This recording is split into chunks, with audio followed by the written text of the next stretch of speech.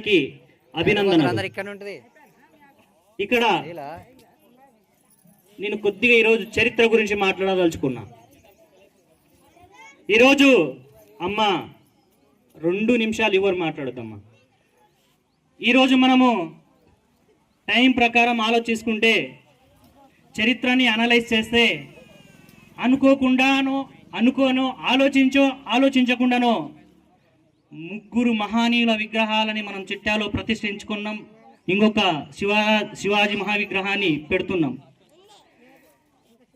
కాలక్రమేణా మనం ఆలోచిస్తే ఛత్రపతి శివాజీ మహారాజ్ అణగారిన వర్గాల కోసం, సామాజిక న్యాయం కోసం, తన రాజ్యం స్వపరిపాలన కోసం, స్త్రీల హక్కుల కోసం తన రాజ్యాన్ని సొత్తాగా పరిపాలించుకోవాలని ఆ రోజే నేర్పించి చూపించిపోయిన మహనీయుడు విగ్రహం ఒకరైతే, ఆ తర్వాత శివాజీ చరిత్రను తెలుసుకొని ఆయనని ఆశయాలను నా ద్వారా ప్రజల్లోకి తీసుకెళ్లాలని మహాత్మా జ్యోతిరావు పూలే గారు కాలం వేరైన జ్ఞానం ద్వారా ఆయనను తెలుసుకొని ఆయన ఆచారాలను పాటిస్తూ సామాజిక దురాచారాలను దూరం చేస్తూ ఆయన సమాజంలో ఉన్న అసమానతలను తొలగిస్తూ చాలా పోరాటం చేశాడు.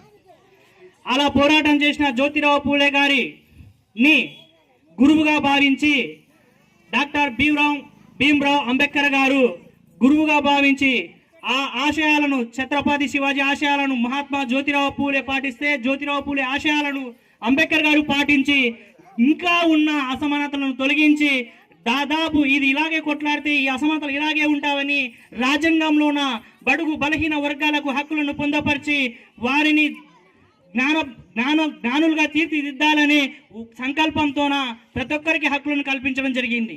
అణగారిన వర్గాలకు హక్కులను కల్పించి సమానత్వం కోసం, స్వేచ్ఛ కోసం పోరాటం చేయడం జరిగింది. అలాంటి గొప్ప ఆశయాలతో ఈరోజు చిట్యాల గ్రామంలో 3 మహనీయుల విగ్రహాలను పెట్టుకుంటున్నాం. నిజంగా ఇంతకుముందు తమ్ముడు రమేష్ మాట్లాడినట్లు మహనీయుల విగ్రహాలు పెట్టుకొని దుప్పుల దండలేసి మాట్లాడి చరిత్రలు చెప్పుకుంటే మన గ్రామంలో మన ఇండ్లు బాగుపడవమ్మా.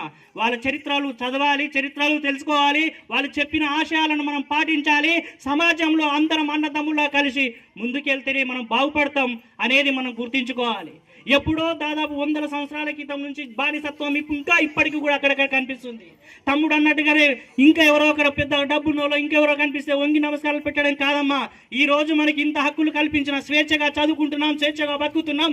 ఈ రోజు కూడా బానిసత్వం కాదు. ఎవరి కింద వంగి పనిచేయాల్సిన అవసరం లేదు.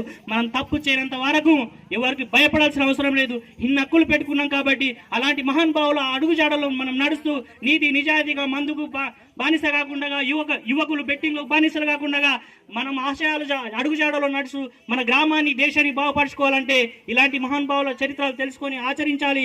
అలా ఆచరించిన రోజే మనం బాగుపడతామని తెలియజేస్తున్నాను. ఇలాంటి అవకాశం ఇచ్చిన ప్రతి ఒక్కరికి ధన్యవాదాలు తెలుపుతున్నా. ముఖ్యంగా ఇలా ఇంకొక చిన్న పాయింట్ చెప్పాల్సిన అవసరం ఉంది. ఇక్కడ చెప్పకూడదు కానీ చెప్పాల్సిన అవసరం వస్తుంది. అంబేద్కర్ మహారాజు ఎస్సీ సామాజిక వర్గం చెందితే, జ్యోతిరావు పూలే ముదిరాజు సామాజిక వర్గానికి చెందుతాడు. మరి శివాజీ మరాఠా సామ్రాజ్యం వర్గానికి సంబంధించిన వారు.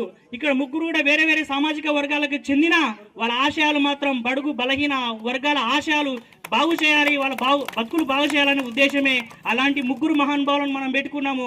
ఇక్కడ కుల మత వర్గాలు వద్దు, చిట్యాలంటే ఒకే కుటుంబంగా బతుకుదాం, అందరం కలిసి మన గ్రామాన్ని మనము బాగుపడదామని ఆశిస్తూ ఈ అవకాశం ఇచ్చిన ప్రతి ఒక్కరికి ధన్యవాదాలు తెలుపుతూ ఇలాంటి ప్రోగ్రాం కండక్ట్ చేసిన అంబేద్కర్ సంఘానికి ప్రత్యేక ధన్యవాదాలు తెలుపుతూ ముగిస్తున్నాను. జై హింద్, జై భీమ్. అంబేద్కర్ ఆశయాలను కొనసాగిద్దాం. అంబేద్కర్ ఆశయాలను. అశోక్ గారికి ధన్యవాదాలు. ఈ సమయంలో ప్రధాన ఉపాధ్యాయులు మరి మన్యం టీచర్ గారు ముందుకొచ్చి 2 నిమిషాలు ఉపన్యాసించవలసిందిగా నేను కోరుతా ఉన్నాను.